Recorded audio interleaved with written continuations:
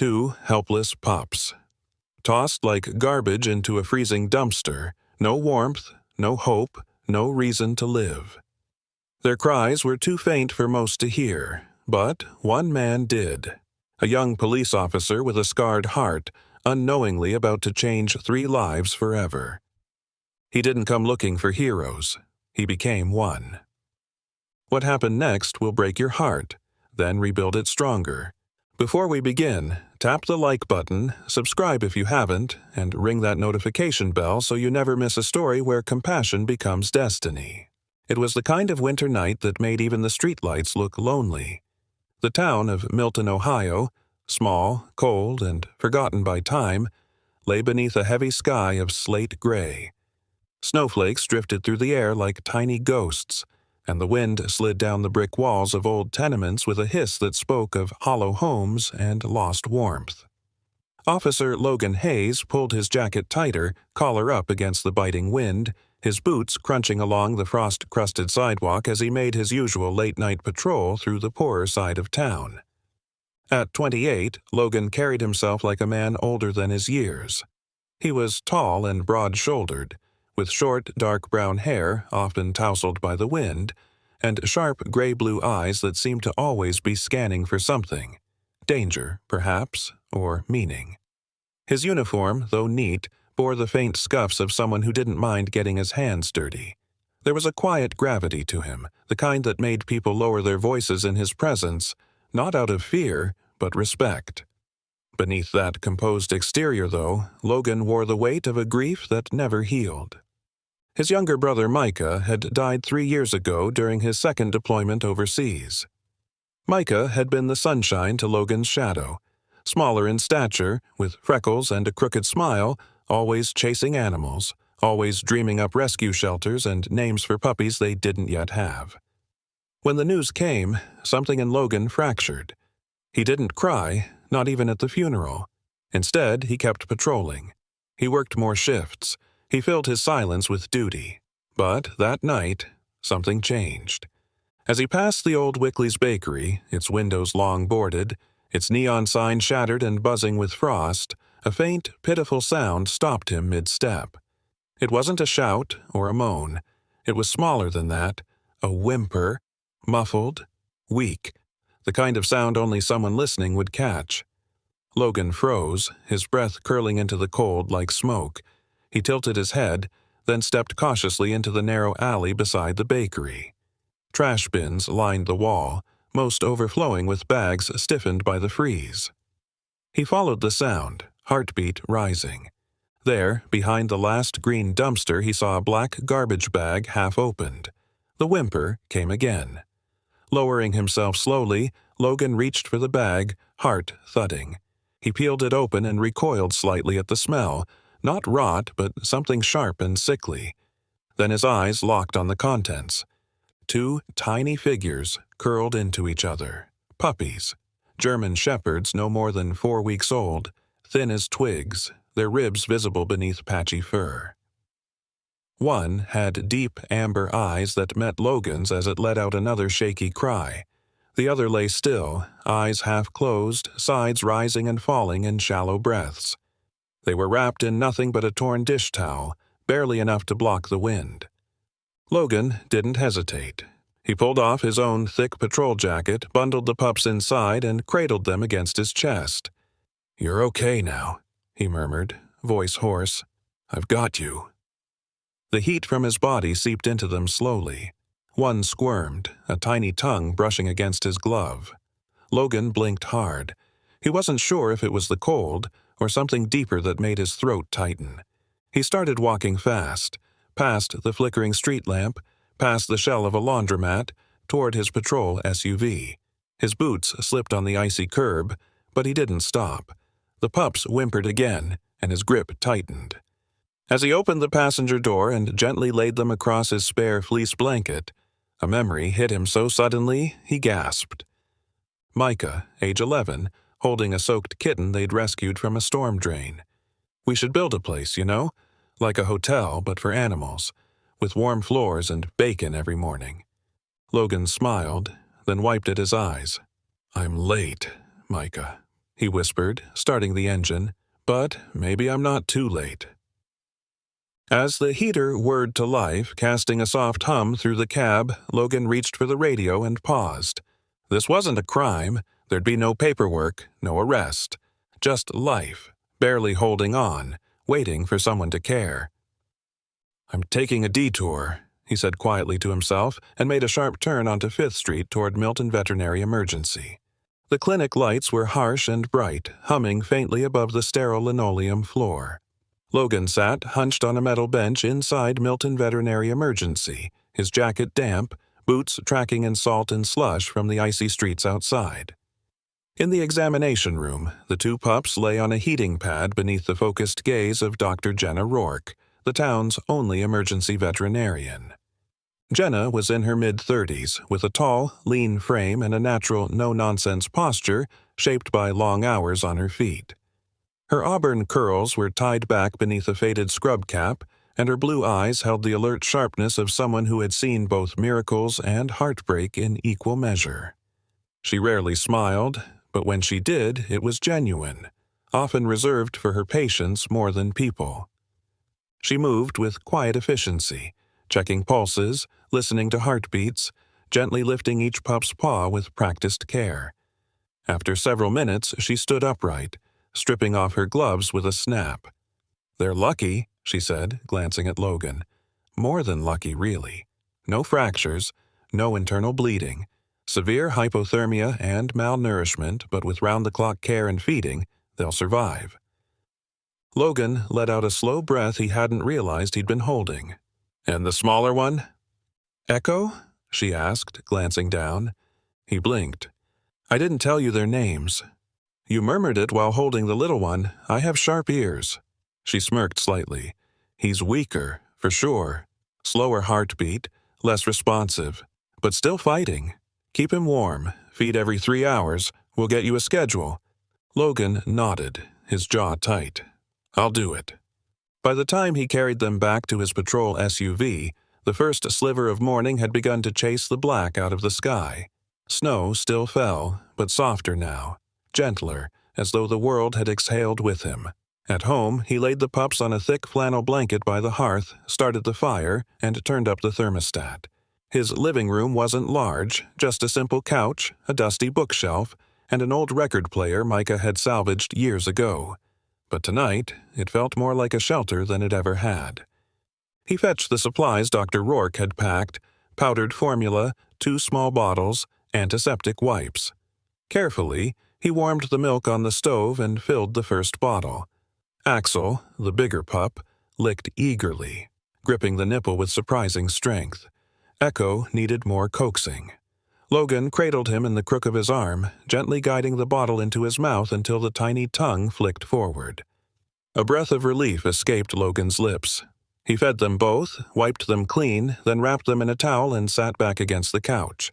The fire crackled. Axel shifted, curling instinctively toward the heat. Echo nestled in next to him, letting out a soft sound, something between a sigh and a murmur. Logan leaned in, brushing a finger across the top of their heads. "Axel," he whispered to the larger one, "you're bold. You don't wait for permission. That's your name now." He turned to the smaller one. "Echo.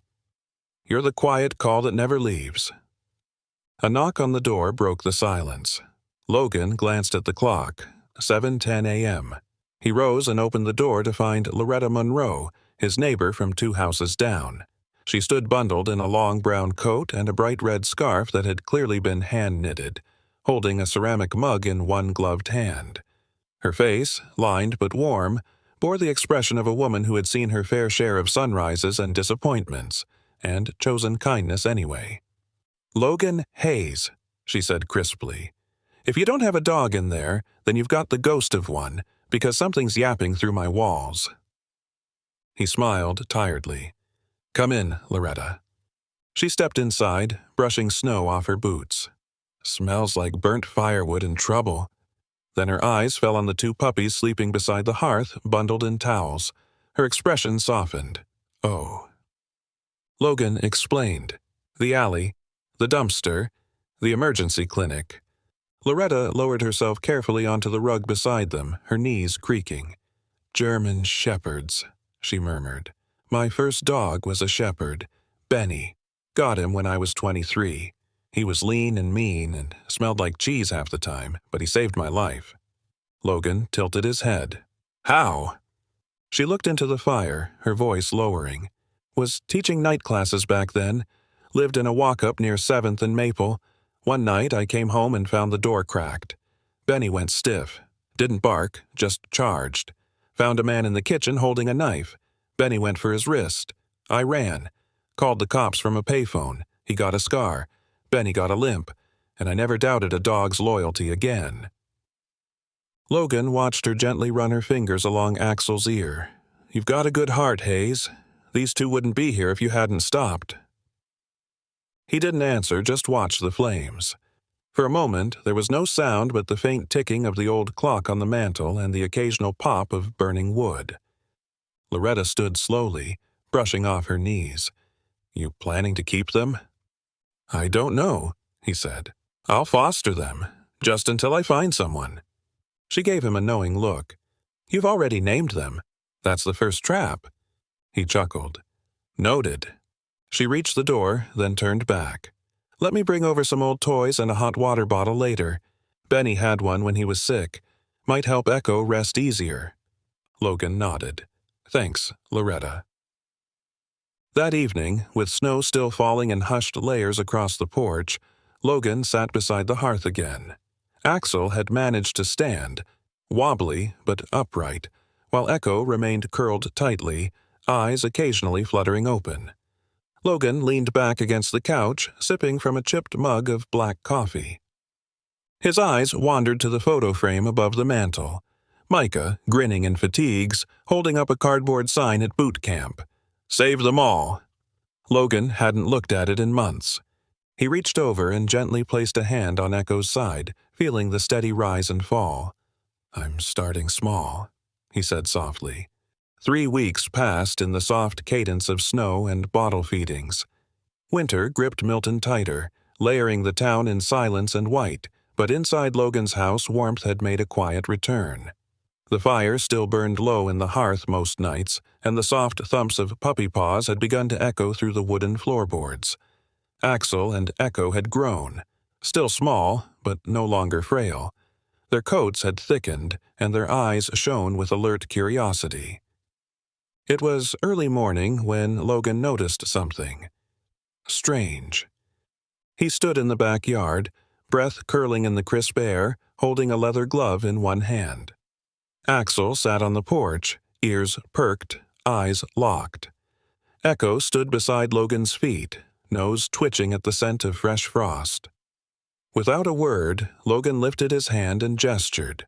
A simple, firm, downward motion he'd seen canine handlers use. Echo dropped instantly to the ground. He frowned. He hadn't trained that, not once. "Up," he said cautiously, raising his palm. Echo rose. Logan narrowed his eyes, glanced at Axel. "Stay," he said. Axel didn't budge, still watching the glove. Logan tossed it 10 feet away into a snowbank.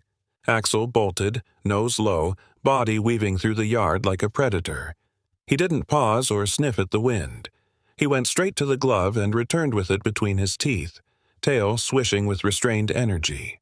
Inside, Logan sat on the floor with his laptop and began researching instinctual behavior in shepherds. Most of what he read made sense. This breed was brilliant, intuitive, designed for work. But these pups had never been taught commands, never seen a training field, and yet they responded like they'd done it before. It gnawed at him. That afternoon, Logan pulled his jacket on and decided to take a walk with them through Sherman Park, a quiet space near the edge of town where snow-blanketed trails wound through pines and faded picnic benches. As they walked, Axel tugged forward, occasionally sniffing a buried wrapper or scurrying squirrel trail. Echo stuck close, always behind Logan's left foot, ears twitching with each distant sound. A woman watched them from the far end of the park trail. She was tall and athletic, with sharp cheekbones, a braided ponytail, and a maroon sheriff's department jacket. Her stance was easy but measured, the stance of someone trained to assess before acting. This was Officer Maddie Grant, 31, a K-9 unit handler with the County Sheriff's Department. Known for her calm under pressure and direct demeanor, Maddie was respected among peers but had few close friends, something she never apologized for. Years earlier, she had lost her own K-9 partner in a high-profile raid gone wrong, and since then, she'd been slow to connect with others, human or animal. As Logan passed, she called out, "Those yours?" He slowed, then nodded. "Fostered, sort of." She knelt slightly. "German shepherds?" "Rescued them from a dumpster. Didn't think they'd make it." Maddie whistled low, then clapped softly. Echo approached her, slow and cautious, sniffed her glove, then sat. Axel trotted up behind, tail raised, eyes focused. "Mind if I try something?" Maddie asked. "Go ahead." She stepped back and issued a command in German. "Sitz." Axel obeyed immediately. Echo hesitated, then mimicked. Maddie raised her brow. "You taught them Schutzhund cues?" "No," Logan said, stunned. Maddie looked at him thoughtfully. "These aren't just house pets. Somebody trained them, or they were bred for work. You should bring them in. Get them evaluated." Logan hesitated. "That's what I was thinking." Back home, he sat down at his kitchen table, boots kicked off, both pups sprawled nearby. He dialed the Milton K-9 Regional Training Facility, a modest but respected program just outside town. After a few rings, a gravelly voice answered. "K-9 East. This is Sergeant Phelps." Logan introduced himself and briefly explained what had happened. Rescued shepherd pups, strange behavioral cues, untrained responses. Phelps grunted. "Bring them in next week. We'll run basic aptitude. No guarantees. Some dogs just mimic." Logan agreed to the appointment. He leaned back in his chair, eyes on the fireplace. The flames danced with that same flicker of something he couldn't name. Purpose, maybe. That night he received a letter in the mail. Cream envelope, no return address. The handwriting was clean and angular. He opened it slowly. Inside, a single sheet folded in half, the ink black and bold. "The annual Milton Police Memorial Service will be held at City Hall, February 2nd, 5:00 p.m. This year we honor Officer Robert Garrison and the legacy he left behind." Logan sat very still. Officer Garrison, his old mentor, the man who'd trained him when he was just a green-eyed rookie. Garrison had been a towering presence both physically and in spirit. Balding, barrel-chested, and quick to laugh, he was the first to tell Logan that faith wasn't weakness, and that sometimes the strangest moments were where the truth was hiding. Garrison had been killed during a warehouse bust 2 years ago. Wrong place, wrong time, no backup. Logan had never forgiven himself for not being there. They'd had plans that night to meet for a beer. Logan had canceled. He touched the bottom of the letter. "Sometimes, it's the things that don't make sense that matter the most. RG." He'd said that once, after Logan botched a training exercise and blamed his own instincts.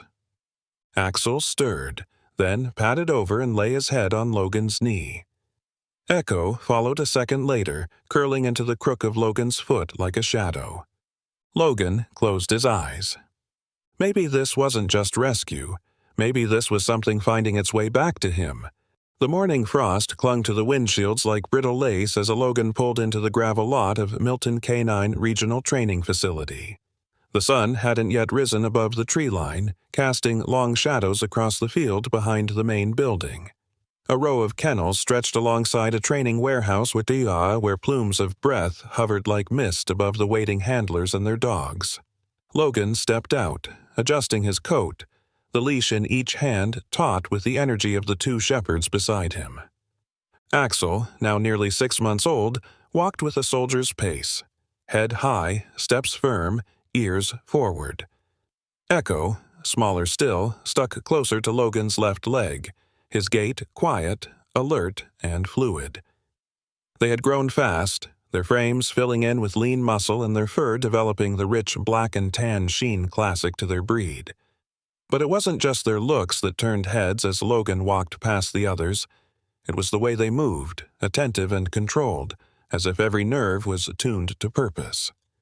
Inside the warehouse, Sergeant Ray Phelps waited near a row of orange cones and stacked crates. A barrel-chested man in his early 50s with a silver buzz cut and a voice like gravel over ice, Phelps had spent decades in the canine field. His eyes were sharp, appraising, but not unkind. He wore a heavy green tactical jacket, tan pants, and fingerless gloves, and moved with a no-nonsense authority that made even the most seasoned dogs fall silent. "You're Logan Hayes?" he asked, barely glancing at the clipboard in his hand. "Yes, sir." "These the two pups you mentioned?" Logan nodded. "Axel and Echo." Phelps whistled low. "They're young, but all right, let's see what they've got. You've handled dogs before?" "Some, in patrol. Not like this." Phelps grunted. "Don't worry, if they're good, they'll show it." They started with a basic obedience test. Phelps called out commands while Logan repeated them with subtle gestures. Axel responded with eagerness, sitting, staying, even pivoting with near-perfect alignment. Echo, while slightly slower, mirrored Logan's movements as if reading his breath. A murmur ran through the watching handlers. One woman leaned toward her partner and whispered, "That little one's reading him like a book." Then came the detection test. "Okay," Phelps said, raising his voice to the group. "We've got a mock warehouse sweep set up in Zone C. 3 target scents, training-grade narcotics, accelerants, and residue from a stolen firearm. 1 find each. Let's see who earns their breakfast." Each handler took a turn. The dogs performed admirably, some faster, some more methodical, but none of them found more than one object. When it was Logan's turn, he hesitated. "They've never been through this, not even once." Phelps nodded. "That's the point." Logan unclipped Echo's lead first. The small shepherd stepped forward, ears twitching. As soon as the warehouse door swung open, Echo paused, sniffed once, then veered sharply left, past the decoy boxes and clean crates. He padded to a stack of dusty pallets in the far corner, paused, then sat with eerie precision. Logan approached and gently lifted a small brown envelope taped beneath a wooden plank. Phelps squinted. "That's real heroin residue. How in hell?"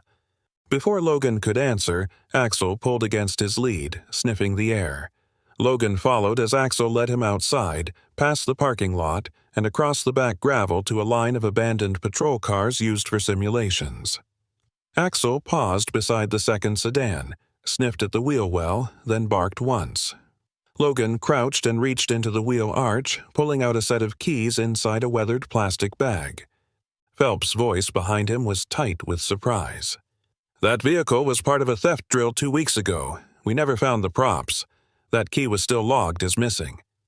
Logan turned slowly. "They weren't trained. Not by me." Phelps stared at him, then the dogs. "Hayes, this is something else. I want them in the next training cycle. No debate." Logan looked down at the two dogs, both sitting now, tails still, waiting for his cue. He nodded. Back home that afternoon, Logan prepared dinner for the pups, chopped chicken, rice, and kibble, and stood by the sink, watching snow begin to fall again across the neighborhood. The day had brought a swell of pride he hadn't felt in a long time. Not for a badge, not for duty, but for them, for Axel and Echo. The phone rang. He wiped his hands and answered. "Hayes." A pause, then a gravel-thin voice. "Logan, it's me." He froze. The voice continued. "Your father." Logan gripped the edge of the counter. "I know I don't have the right to call, but I'm sick, son. Cancer. Stage 4. They gave me weeks. I just wanted to see you. Once. Say something." Silence sat heavy. "I live upstate now, in Athens. I'm not asking for anything, Logan. I just wanted to hear your voice." Logan swallowed. "I don't know what to say." "You don't have to say anything, just, if you want to come, I'll be here. If not, I understand." Click. Logan stood for a long time in the dim kitchen, snow pressing quietly against the windows. His father, the man who had walked out on him and Micah when they were just boys, leaving behind a note and an empty bank account, was still alive. Barely. He turned around and found Echo sitting silently in the doorway, eyes on him. Axel stood just behind, tail low, sensing the shift in energy. Logan exhaled.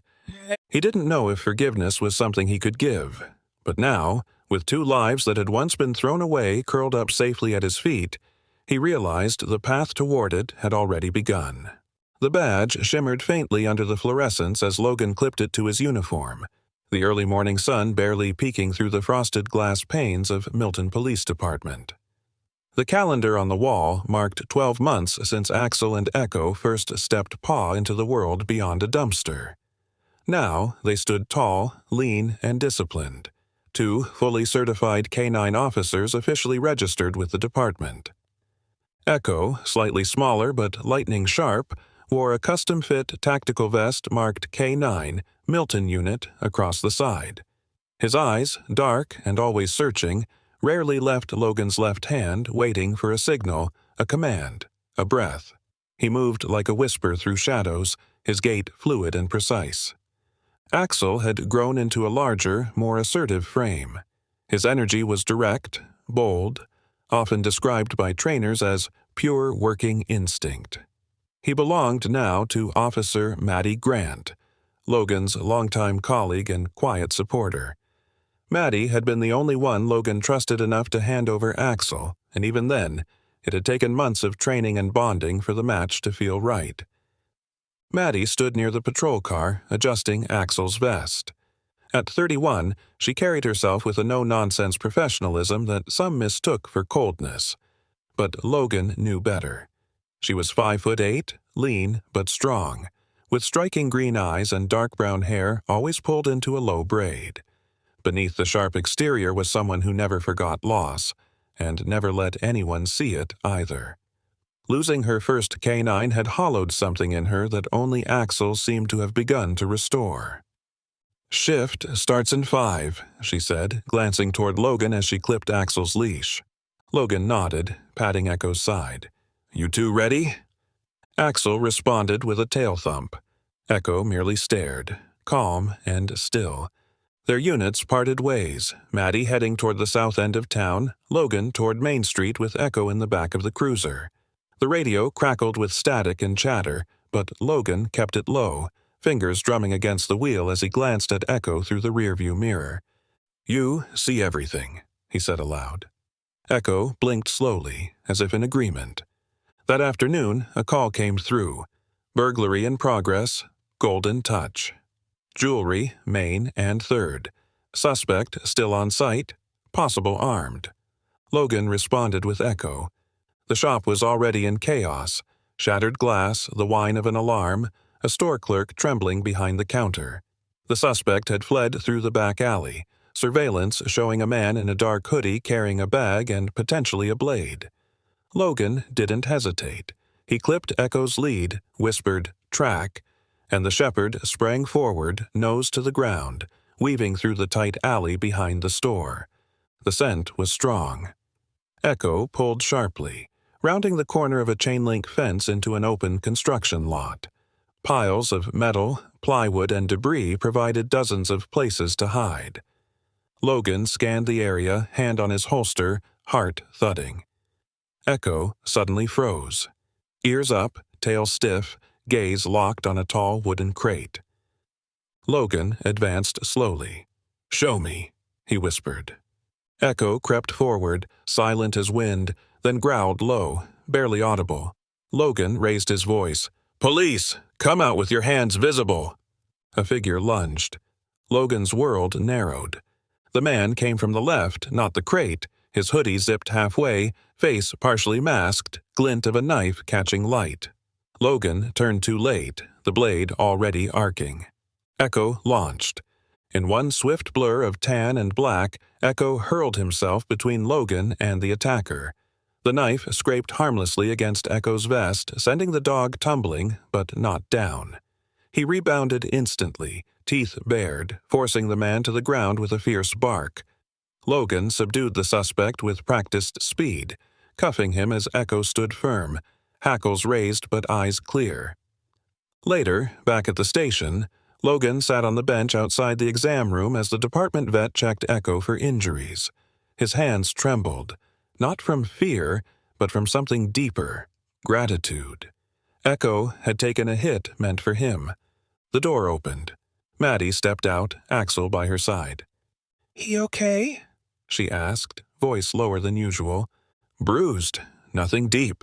Logan exhaled. "He saved my life." Maddie looked down at Echo, then back at Logan. "I guess they were never just dogs." "No," he said. "They never were." Maddie hesitated. "You know, I didn't say anything before, but I think about you sometimes." Logan turned slowly. "Yeah?" She shrugged, eyes on the floor. "You're steady, even when things fall apart." He gave a small, tired smile. "You've seen me fall apart." She met his gaze. "But you still show up. That counts." He didn't respond at first, then gently, "I don't know if I have space for anything real. Not yet." "I'm not asking for anything real," she said softly. "Just maybe a start." That night, Logan returned home, Echo asleep beside the hearth, Axel sprawled across a borrowed dog bed Loretta had dropped off days earlier. The old woman had visited again that morning, bringing fresh biscuits and a thermos of soup. Her advice, unsolicited as always, lingered in his mind.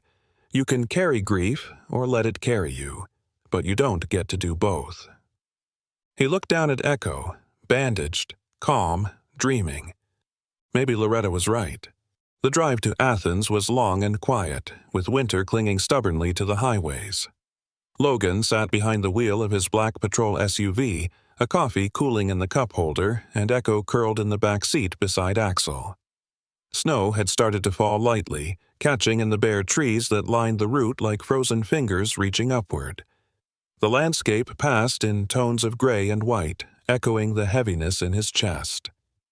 He hadn't spoken to his father in nearly 2 decades. Not since the night the man vanished without a word, leaving Logan, a teenager then, to raise Micah alone.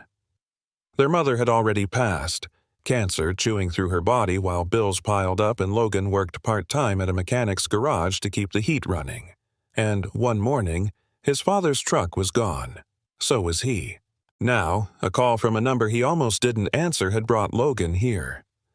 The hospice sat at the edge of town, a small stone building with ivy that hadn't seen green in months. Inside, warmth and antiseptic mingled beneath the hum of machines and the shuffling of nurses. Logan checked in at the front desk, and a short woman in her 50s with a bun of gray hair and a tired but kind expression led him down the hallway. Nurse Hattie wore thick glasses and comfortable sneakers, her manner gentle but direct. A woman who had learned long ago to stay soft without becoming breakable.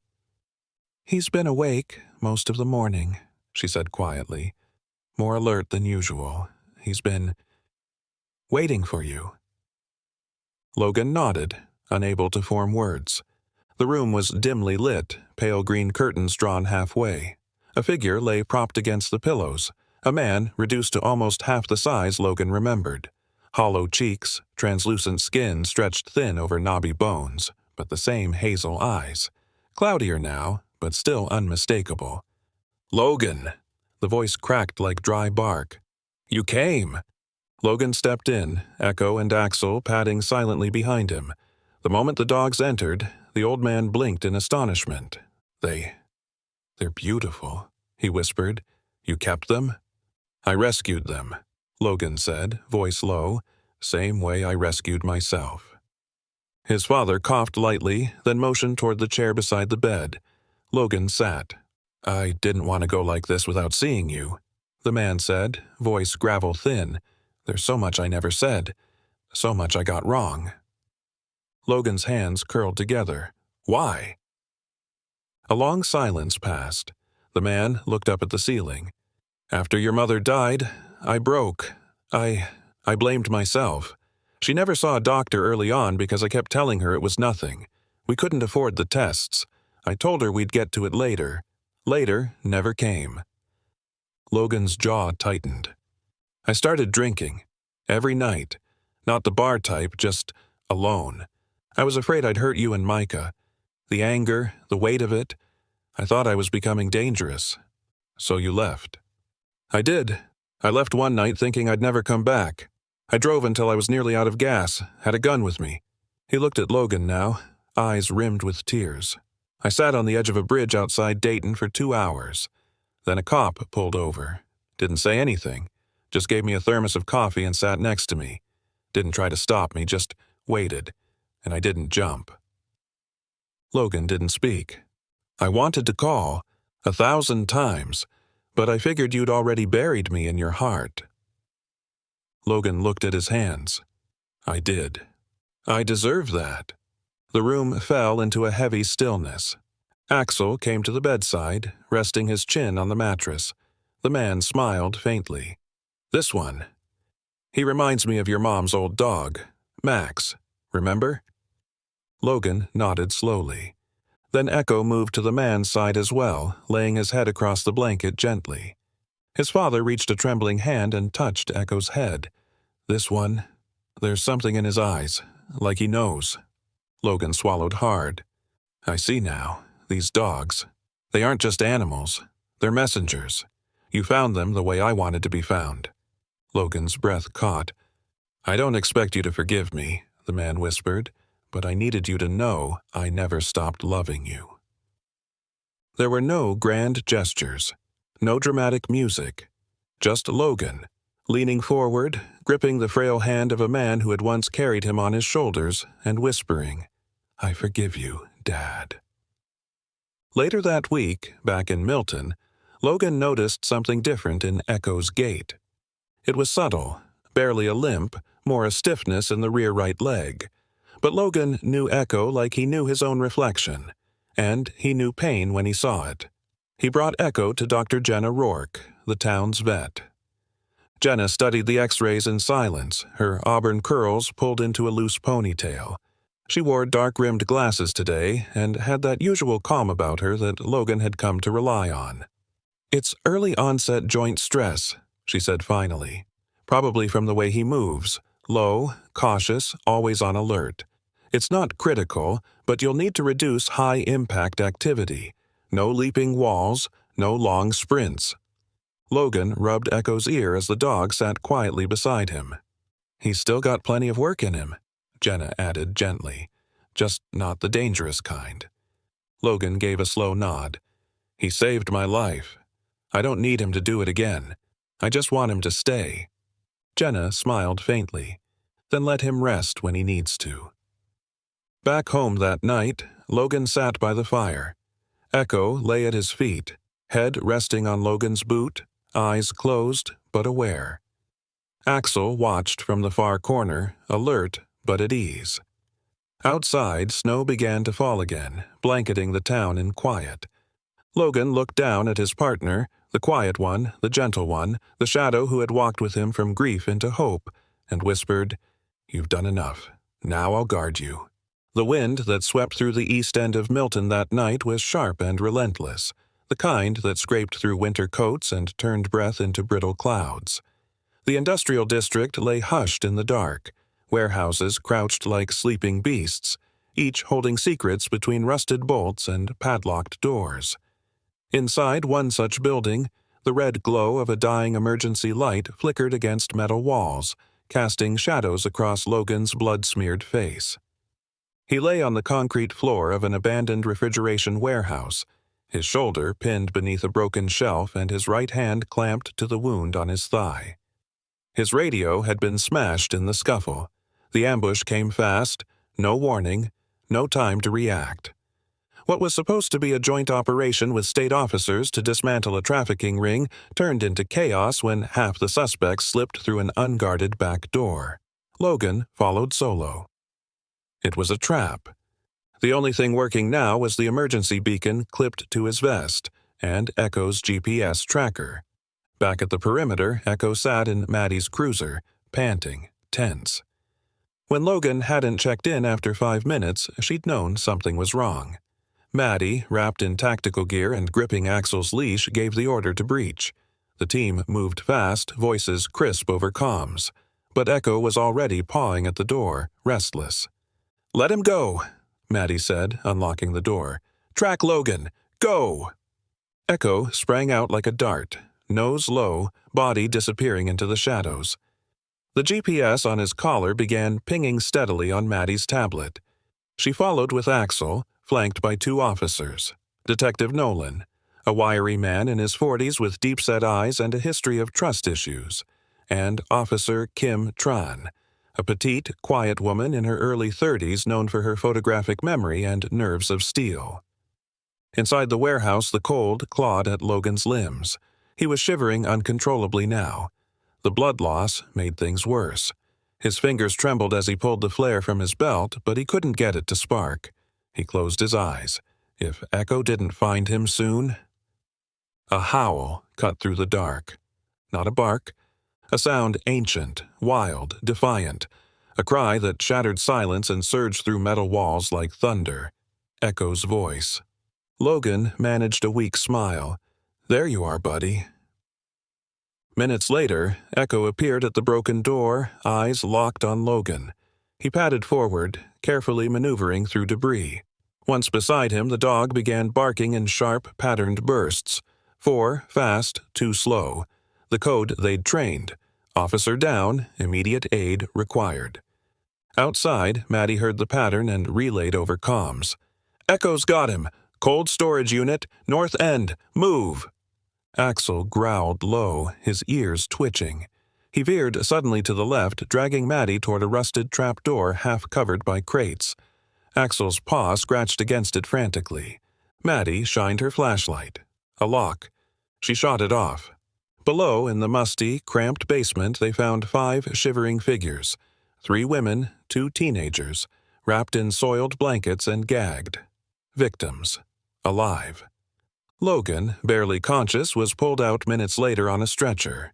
His lips were pale, but his eyes found Echo's form beside him, tail thumping once against the concrete before everything went dark. 2 days later, the hospital room was quiet except for the gentle beeping of monitors and the soft whisper of snow tapping the window. Logan lay in a sling, thigh wrapped tight, a faint bruise along his jaw. He stirred when the door creaked open. Maddie stepped in first in civilian clothes, holding 2 styrofoam cups. "Black. No sugar," she said, offering one. "Bless you," Logan rasped, voice rough. She sat at the edge of the bed. "You were lucky. Inch to the left, and we'd be burying you next to your mentor." Logan smiled faintly. "Echo?" "He's resting. Exhausted, but fine. Axel, too. They both did exactly what we trained them for." There was a pause. Logan broke the silence. "They were never just rescues. You were right." Maddie looked at him, something unreadable in her expression. "Neither were you." That evening, after being discharged, Logan returned home to a house dim with silence. The fire had long gone out. Axel lay sprawled on the rug, head on his paws. Echo, still moving a little stiffly, perked up when Logan entered. Logan knelt down, embracing him without a word. Then he noticed something unusual. The porch light was on. He stepped out and saw a package on the stoop. No address, just a cream envelope tucked inside. The handwriting was unmistakable. Loretta's. Hands suddenly cold, Logan carried it inside, sat, and opened the note. "Logan, if you're reading this, I'm probably already gone. I never was good at long goodbyes, and God knows you're worse at accepting them. I want you to know, those 2 dogs? I saw them before you did. That day you found them, I saw their shadows in my dream the night before. Call it old woman nonsense, but I believe your brother sent them. If you ever doubted why they came to you, don't. Keep them. Not because they're canines, because they're family. L." Tears slipped down Logan's cheeks silently. No sobbing, just the quiet collapse of something heavy and old, finally let go. Later, as snow thickened beyond the windows and fire returned to the hearth, Echo curled beside his partner once again. Logan whispered, "We still have work to do, don't we?" Echo didn't respond, but his eyes, those ever-watchful eyes, never left him. Sunlight poured through the tall windows of Milton's newly renovated Civic Hall, illuminating the polished wood floors and catching in the brass trim of police uniforms neatly lined in rows.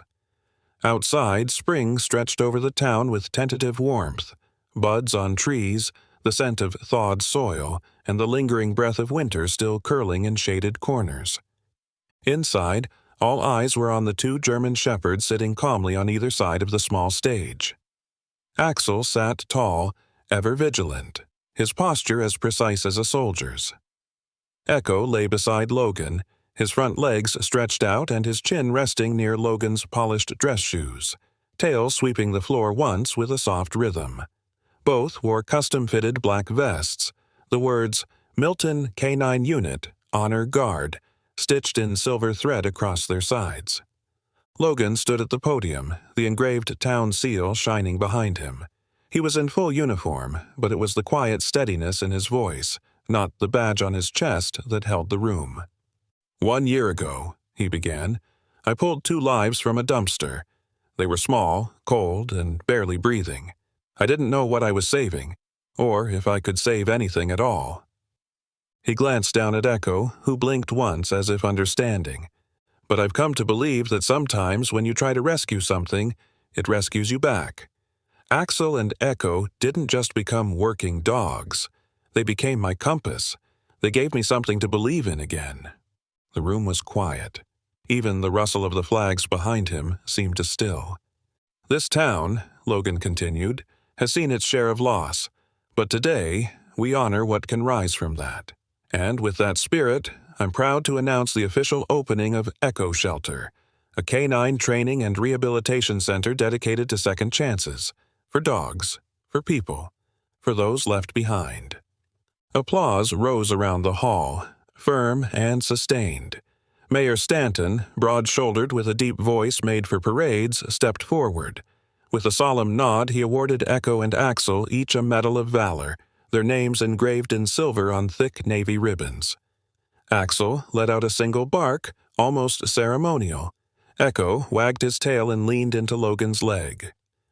After the ceremony, Logan stepped outside, the sunshine bright on his face. Maddie waited by the cruiser, her dark braid tucked beneath a soft gray cap. She wore jeans and a simple black shirt, but her eyes carried the same quiet strength that had once caught Logan off guard and now anchored him. "You did good," she said, offering him a thermos of coffee. He took it. "You showed up?" "I always do," she said, her smile tugging crookedly. Logan didn't say anything, but when he reached for her hand, she didn't pull away. That evening, they drove out to a quiet hill above Athens.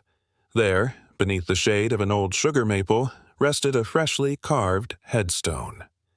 James R. Hayes, 1958, 2025. "I tried. In the end, I still loved." Logan stood in silence, Axel at his side, Echo pressed close against his knee. Maddie gave him space but stayed near enough for him to feel her presence. There were no prayers, just a photograph, a faded one, slipped into the edge of the grave. Logan, Micah, and their father at a lake, smiles wide, a puppy cradled in Logan's arms. "I forgave you," Logan whispered, "and I kept my promise." Echo let out a low, contented sound. They left before sunset, not needing to say goodbye. Just thank you. 3 weeks later, Logan stood on the front porch of a small farmhouse just outside town. It had once belonged to Loretta Monroe. The clapboard was old, the porch creaked, but the inside smelled of cedar and fresh paint. Loretta had left him everything. A key taped to the counter with a handwritten note. "This house always needed laughter. I think you, Echo, and Axel might finally bring it back." He'd brought Maddie with him on moving day. She set a box down near the fireplace and looked around. "This house has good bones." "So do we," Logan replied, setting a framed photo of Micah on the mantel. Later, as the fire crackled and night pulled gently over the horizon, Logan sat cross-legged on the rug. Echo rested his head on one boot, tail curled tightly, while Axel stretched nearby, chin propped on a squeaky tennis ball. The room was quiet but warm, familiar. Maddie came and sat beside him, resting her shoulder against his. "Is this home?" she asked. Logan looked down at Echo, then at Axel. Both dogs looked back, eyes full of something ancient and quiet. Devotion, loyalty, love. "Yeah," he said. "Finally." Sometimes God doesn't send angels with wings. He sends them with wet noses, battle scars, and a heartbeat that refuses to give up. He sends them hidden in trash bags, forgotten by the world, but never forgotten by him. Axel and Echo weren't just dogs. They were a message, a whisper in the cold. Hope is still here. You just have to listen. Logan thought he was rescuing 2 broken lives, but it was never about rescue. It was about redemption, about how love, once given freely, finds its way back tenfold. Echo didn't just survive. He shielded a man's soul. Axel didn't just obey commands. He led others to safety.